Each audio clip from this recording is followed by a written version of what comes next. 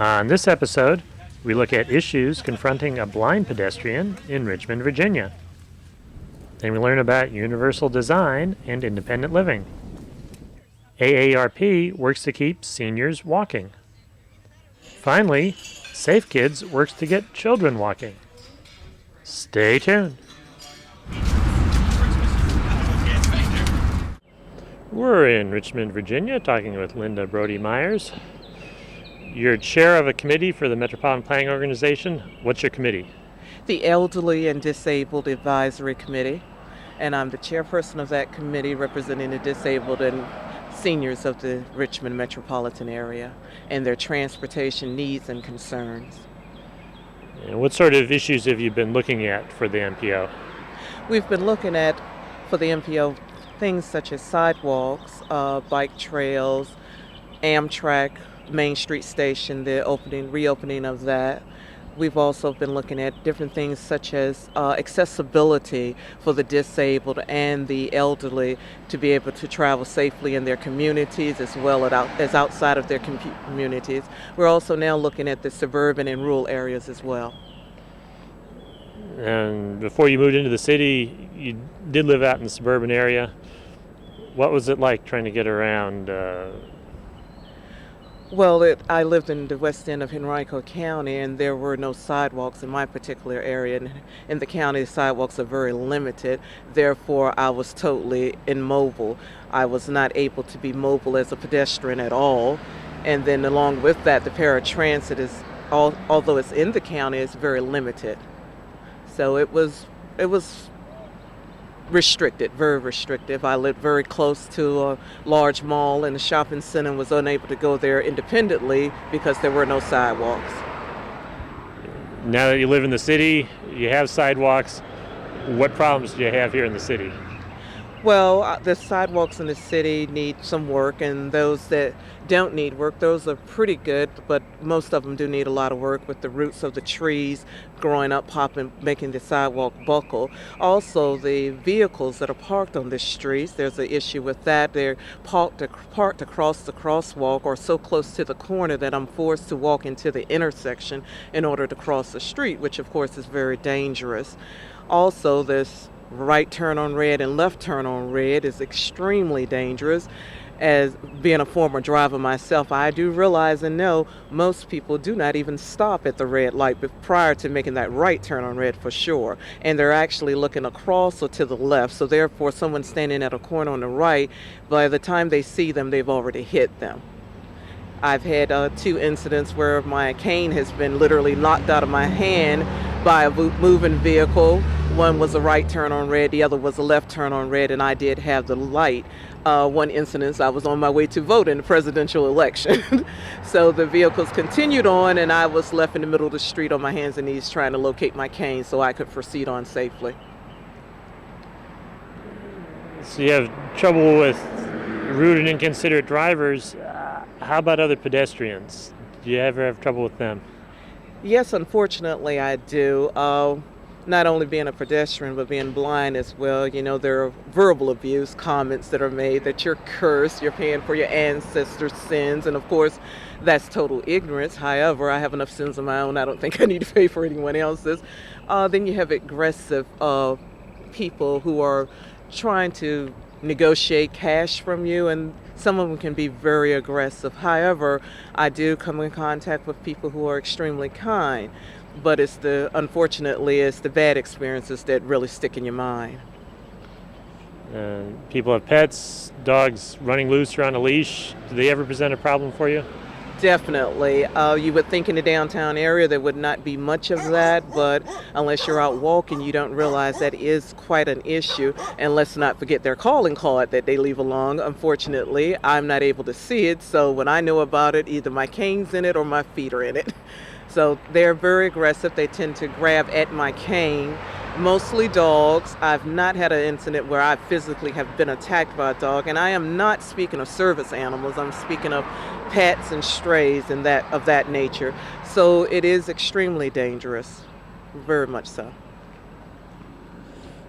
And what sort of improvements would you hope that the city would be able to make over the next several years? What is your committee going to be advice going to be passing on to the MPO? Well, we're pushing, and me especially, I'm pushing hard. We're pushing hard for audible traffic signals. So these are traffic signals that actually are audio output. They speak to you. Some will actually tell you, for instance, Broad Street, okay to cross. Uh, that would be a wonderful thing so that we can cross the street safely. And it's not just about the blind and vision impaired. People who can see even get hit by cars. We're not the only one who are struck by vehicles. Also, there are incidents of down here, there are poles with, and I'm not sure if they're utility boxes. I believe they're boxes for the traffic signals, and they're on poles, and they sit up about 4.5 feet from the floor, from the ground, the box does. And they protrude out from that pole about at least 8 inches on 3 sides. So my cane can miss it or hit the pole, but my body and face will walk right into the box because I don't realize there's something protruding.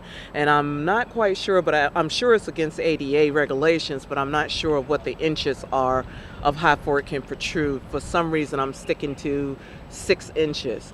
But in any event, whether it's within the limits or not, it's extremely painful and dangerous when you walk head on into one. Also, I would like to see when they're doing construction on buildings that they not put a fence around the entire block, including the curb, because when I'm crossing the street and I never get to a curb, it really causes me to get a little bit disoriented. And it's hard to kind of get your bearings on where you're supposed to be, plus you're stuck in the middle of the street. If they would build the little canopy type things where the wood little sidewalks, where there's an overhead so that pedestrians can still walk through that area, that would be wonderful, unless they're going to post someone there to assist you at those intersections. There's just a lot of construction and renovation going on downtown, and quite frankly, it has caused me to not come out as a pedestrian, which is terrible because I should have the right to be able to travel throughout this city just as anyone else. I am a resident and I am a taxpayer. We're in Richmond, Virginia, talking with Kelly Hickok. What were you doing the year that the Americans with Disabilities Act was passed? Interestingly enough, I was working for an architectural firm. And what impact did that have on what architects were doing? Well, it was an interesting perspective to be able to see architects and engineers who work with codes and requirements all day, every day, to learn how to implement the ADA and to understand not only what's required by law, but the real intent behind the law to make environments more safe, comfortable, and convenient for everyone. And what were the differences that had to go in the way architects thought about they were doing? Well, there was another person, another type of individual in the mix now. Architects are always used to space planning. Square footage per person is always part of the planning process, but now you've got to increase your space a little bit. You've got to think about when you place a curb, how's a person with a mobility aid going to manage that curb? When you put a door in without a door opener, and it's maybe a heavy glass storefront door, how is a person with a mobility difference going to be able to manage that door? How is a senior person going to be able to manage a heavy door? And thinking about who's using the architectural elements and providing those elements in the most accessible manner possible. When you left the architecture firm, went to work on your next job, what did you do next?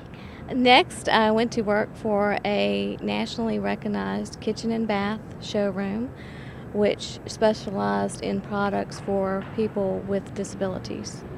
Roll-in showers, cabinetry that came down to the level of a seated person, just all kinds of products that would be available for kitchens and baths to make them more universally designed. And you use that word universal design. Talk about that a bit. What does it mean? Universal design just incorporates comfort, safety, and convenience for a lot of different folks. For instance, in the kitchen. Kitchens have become not only a place to prepare meals, but a place for gathering, for entertaining. With multi-generational families these days, you might have a mom, a child, a grandmother, grandfather in the kitchen. You've got a lot of different people in the kitchen with differing abilities. So maybe you don't put everything up at standard counter height. Maybe you have standard counter height for the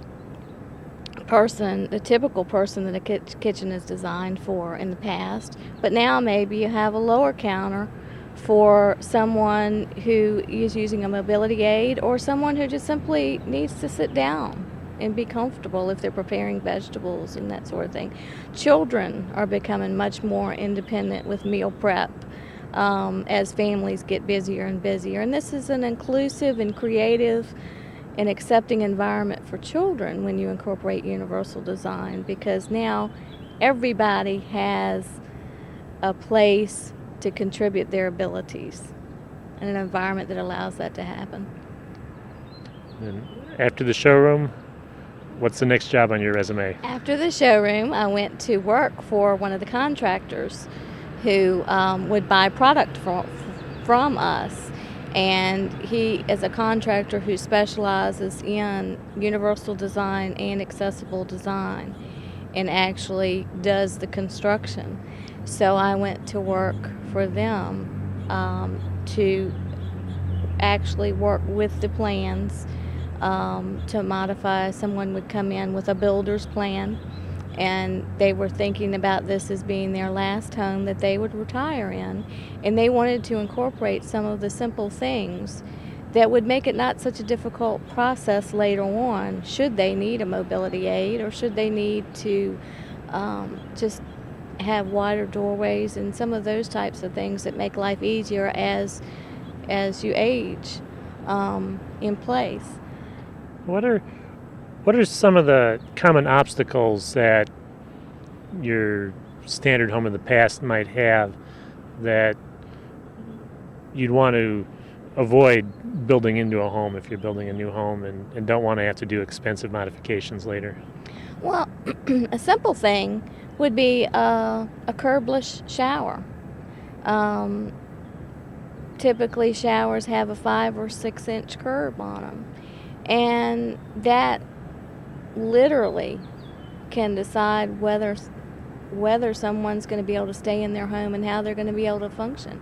If they can no longer manage that 5 or 6 inch curve into their shower, a better way is to just simply have a smooth transition, and that can be done very aesthetically pleasing. European design has been doing it for years and years by just simply sloping the floor towards the drain. Can be quite beautiful and functional at the same time. We just are, with the onset of universal design, beginning to learn how beautiful it can be as well as functional.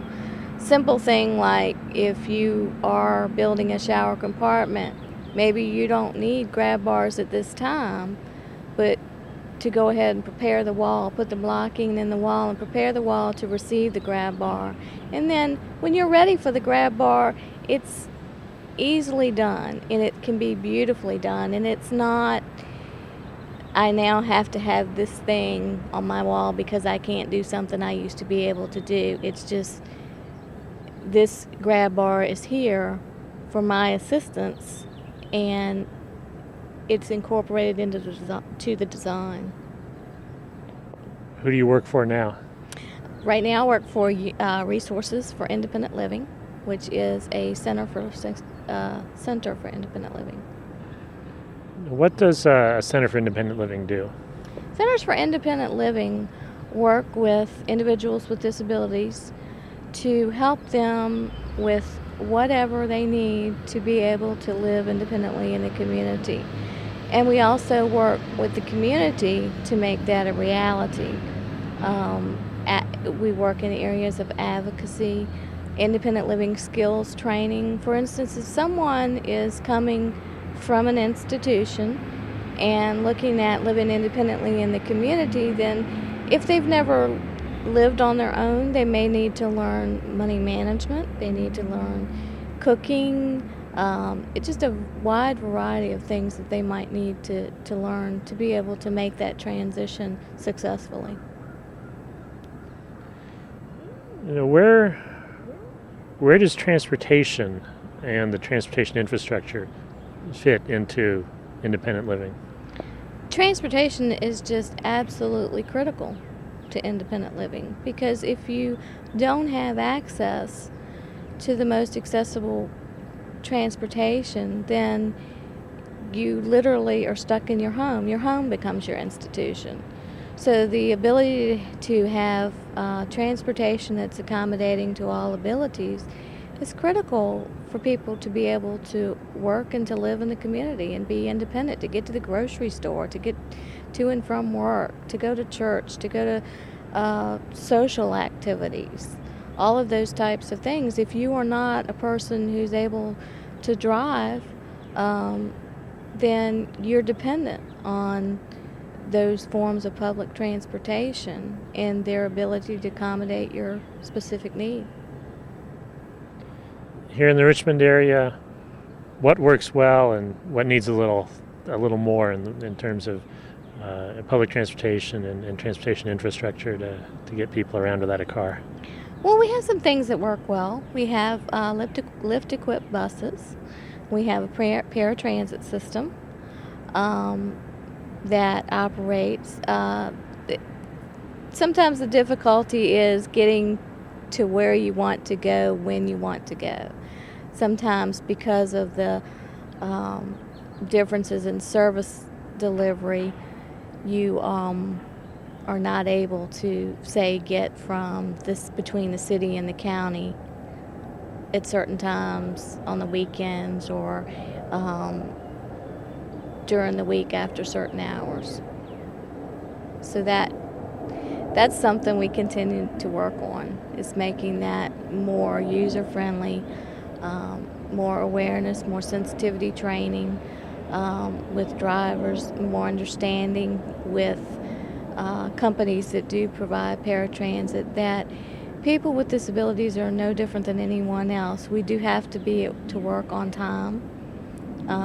We do need and want to go to different places on the weekend, in the evenings, to go and to have dinner, to go to the movies, to do whatever anybody else would want to do. So working towards providing a transportation system that enables that is challenging and exciting at the same time.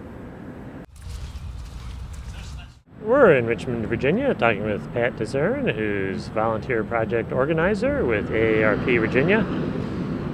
What do you organize? Oh, there's a lot going on in Richmond right now. We were very fortunate that we were one of the 2 sites in the country that participated in the Active For Life pilot project formed by the AARP National and the Robert Wood Johnson Foundation. And in Richmond and in Madison, we tested out ways of getting people over 50 to get more active. How long did that project last? That was an 18-month pilot project, and in that time there were 3 areas that we worked on. One was communications and marketing, how to motivate people to voluntarily become more physically active, and so we launched campaigns that were a lot of fun and made being physically active very attractive to folks. And another important component of that, however, was actually making some changes in the community so people could have active lifestyles, be more active in their own neighborhoods. Yeah, how much was the problem of getting people motivated, and how much of the problem was there just wasn't any place to walk or be active? That's a tough question. We do know that if people live in neighborhoods that are safe and friendly for walking, that they're more inclined to walk. However, we know that all of us are more sedentary in that we've become very dependent on the automobile. And the campaign is part of getting back to what we grew up with, really. We're neighborhoods where we walk to the grocery store, to the post office. I walked to school, and I imagine you did too. And just realizing that there is a lot of value in those kinds of opportunities for people. You know, what sort of follow-up is there now, taking the lessons you learned from Active for Life and moving on to the next step? We've had a wonderful opportunity here in Richmond to work with people in the city of Richmond, as well as community groups and community organizations, and we have many partners out there who are continuing to promote physical activity, programs, activities, opportunities in the community, and we also have partners that are working to make their own neighborhoods and schools more walkable. Now, it's interesting that you mentioned schools. Do you have the connection there between AARP members who may be grandparents and the school children who might be their grandchildren or their same age as their grandchildren? We do. The AARP has a grandparent program, and during the Active for Life project, we worked with them and we developed a brochure called Rules of the Road that grandparents can use to teach their grandchildren how to walk safely, how to bike safely, and also how to drive safely. And we worked also with Richmond Area Safe Kids program to work in the schools to increase awareness about pedestrian safety, and also about what the needs are for the children so that they can walk to school and make being physically active a part of their lifestyles as well. There's been a lot in the news recently about obesity. This morning's paper, there was an article about obesity. Is that a problem among seniors as well? It's a problem among all of us. We know that there's a lot of concern about children and adults, and as you get older, people are aging, and also they're living longer and they're healthier. But all in all, they would tend to be a little bit more sedentary than younger adults. So it is a bit more of a concern for seniors. What's the future hold? What are you going to be doing next? We've worked very closely with our community partners and with the city of Richmond, and we are envisioning a safer and healthier city here. There has just been a regional effort to define a bike and pedestrian plan, and the city of Richmond has adopted their portion of that plan and are now aligning their own development in the city to match up with the plan for the entire region. We're in Richmond, Virginia, talking with Yolanda Savoy, who's program coordinator for the Richmond Area Safe Kids Coalition. What is Richmond Area Safe Kids? Richmond Area Safe Kids Coalition is sponsored by Bon Secours Richmond Health Systems, and we fight the unintentional injuries, which is the #1 disabler in children from ages 0 to 14. What are the biggest causes of injuries? The biggest cause of injuries are unpreventable injuries, and that's from car safety issues, dealing with child passenger safety issues, pedestrian issues, which was one of our third #1 disablers in children, again from 0 to 14. It could be water safety, so many, equestrian safety, and so forth. What have you been able to do about pedestrian safety for children? We've done a lot of projects. One of our biggest projects is called the Walk This Way project. It's International Walk This Way. And we work with 4 schools in our area, which is A.V. Norrell, Patrick Henry, George Mason, and Mary Munford, and that's in the Richmond area. So it's both schools south, north, east, and west of Richmond. And basically what we do is we encourage parents, caregivers, advocacies for pedestrian safety, the principals, the teachers to be able to and let their children walk to and from school, as well as we empower the community to create walkable communities. What sort of hazards do you have in the area of schools that need to be addressed? Oh, it's so many hazards in the area, from missing sidewalks to grass growing, from speedy motorists. You're also going to have violence that's there within the schools, and sometimes it can't be controlled. Adding a new crossing guard, keeping the crossing guard time there for a little longer versus 10 minutes, maybe 15 or 20 minutes. Having a crossing guard at more than one point of interest. Having even pedestrians that are willing to help the kids go to and from school that way. So it's a lot of issues within the areas, from dogs in the area. It could be so many, from just cars just not backing through their driveway. So many issues within that area with dealing with pedestrian safety. And you had a project where you gave the kids cameras, and what was that? Oh, yeah. We did the Photo Journey project, which is one of our greatest projects that we do. And we gave all those kids in our in the schools cameras, which was dealing with almost 1,000 kids or more. And they took pictures of what they thought was hazardous, what they thought was a great way to walk to school, stop signs, walking with 50 plus members, and so forth. It wasn't just a positive impact, but it was some negativity in it, but not a lot. It was just a positive impact on what the schools were. We did was with that photo journey is we showed it to the community to try to empower them to get some things done within that area. If another community was thinking of doing a similar thing with cameras with their students, what could they learn from what you did? Oh, gee, I'm hoping anybody who sees this pretty much can learn a lot. You don't have to take everything that we did. You can take pieces of it, and you can still empower your community with it. Not just giving the kids cameras, but letting the kids show us as adults, what do they actually see through their eyes? What do they fear, or what makes them happy just walking to school? And how walkable is your community within the area? Whether you take pictures, or whether you're just making the kids draw it, whether they're writing essays about what's in their school and the community and their pedestrian issues, it's all an empowering piece to show and to give the advocacies around you and the legislators, the governor, whoever can make a change, your engineers, your traffic people, just some type of change that they can make in and around the school. Visit us on the internet at www.pedestrians.org.